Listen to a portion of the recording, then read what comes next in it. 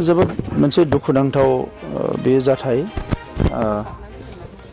जोङो बेखौ गोथौ दुखु फोरमायो आरो बेफोरबायदि जाथायफ्रानो मोनसे साव बायदि जोंनि समाजाव नुजायो।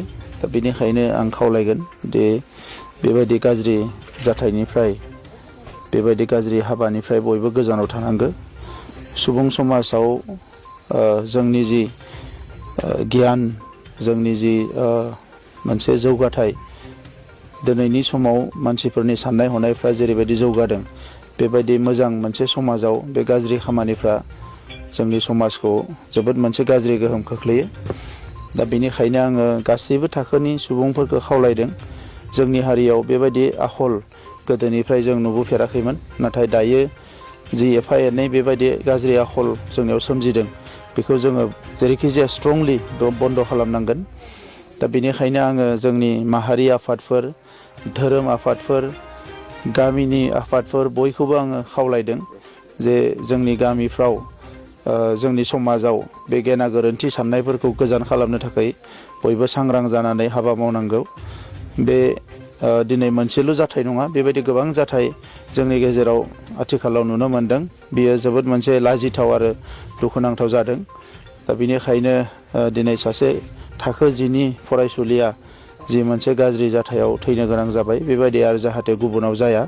दा बेनिखायनो माहारिनि साफ्रोमबो सुबुंखौ गोख्रों जानो आं खावलायदों आरो जोंनि माहारिया मोनसे गेरेमसा हारि जानांगौब्ला, जौगासार हारि जानांगौब्ला जोंनि आखल आखुफ्रा मोजां जानांगोन आरो बेबायदि गाज्रि आखलानो जोंनि हारिखौ गोदोसो होगोन। दा बेनिखायनो आङो बयखौबो खावलायो जे बेबायदि जाथायनिफ्राय जोङो समाजखौ जेरैखि जाया रैखाथि होनो थाखाय बयबो गोख्रोङै गसंनांगो आरो बेफोरबायदि आखलखौ एबा बेफोरबायदि हाबाखौ कुनु रावबो जाहाथे बेबायदि गोरलैयै हगारा, आं बेखौ खावलायदों। आरो बे जि जाथाय जाबाय बिनि सायाव केस जागोन आरो गोख्रोङै एक्सन लानाय जागोन।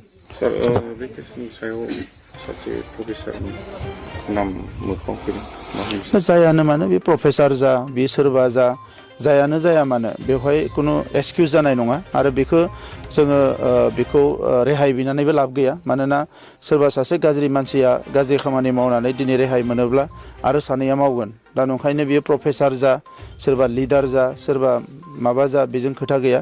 जाय दसि बियो साजा मोननांगौ, जाहाथे इयुनाव रावबो बेबायदि खामानि मावनो थाखाय साहस खालामा। बेनि थाखाय गोख्रोंनिफ्राय गोख्रों साजा होनांगोन, बेखौ खुनु जाहाथे एक्सकिउज खालामा, आं बेखौ खावलायो।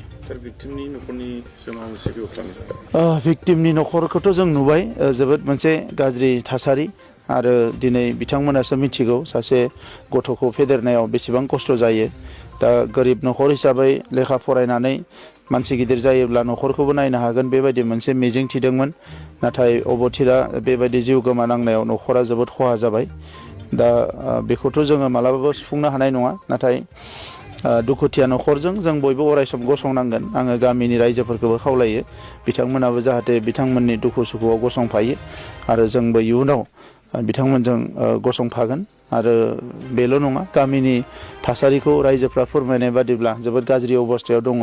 नंखायनो बे गामिखौ जौगाहोनो थाखाय दिनै MLA बिथांबो बेवहाय दङ।